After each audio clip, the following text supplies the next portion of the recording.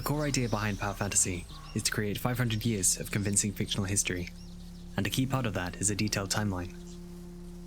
When I started working on this world, the timeline I came up with ranged from the year 3100 to 3600 in the calendar of this setting's people.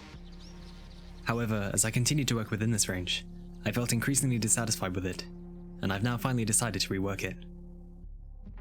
Before I get further into the video, I'd like to specify that I'm not actually changing anything within the timeline, such as events, time period, or technology level, so the videos I've made previously are all still relevant. The changes I'm making are essentially cosmetic, but since the timeline and calendar are such a big part of this project, I felt that this kind of change warranted a video to itself. My main inspiration for what I had previously was the traditional imperial calendar of Japan. This extends back more than 2,600 years, to the founding of Japan by the legendary Emperor Jimmu. I liked the idea of having a similarly old calendar, especially since it wasn't really something I'd seen outside of science fiction. But as I continued to develop the timeline, instead of alluding to a long and interesting history like I'd hoped, having a calendar in excess of 3 millennia just felt arbitrary, and my lack of confidence with it was holding me back from writing more detailed lore for the setting.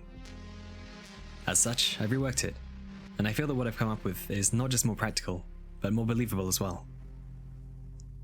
The new range that I've chosen now starts around the year 500, and ends with the turn of the millennium. Considering how symbolic the year 1000 would be for the characters within this universe, it gives me as a writer a natural endpoint for the timeline. Also, and this is considerably less profound, 3-digit year numbers are much easier to say and remember, which is especially important when you're trying to keep track of 500 years worth of events.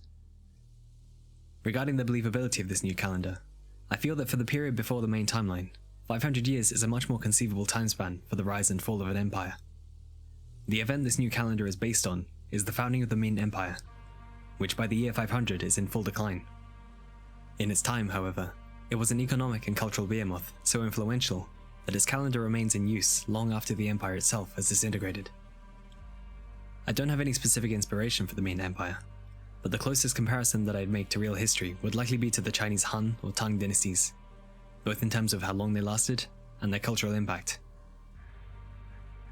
I don't want to go into detail with the history of the Ming Empire, or even state explicitly whether the year it was founded is accurate, as I think it's more interesting if I leave it open to interpretation. My hope is that as I build up the events of the main timeline, you can draw your own conclusions as to how the empire may have been in the distant past.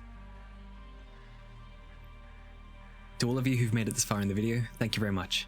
This is definitely one of the more mundane topics I've talked about, but the timeline and calendar are fundamental parts of how I communicate this world, so I wanted to probably explain this change. If you have any questions, make sure to put them in the comments and I'll do my best to answer. Anyway, now this is done, I can get to work on more exciting things like warfare, so subscribe if you'd like to keep up with that. Thank you so much to my Patreon supporters.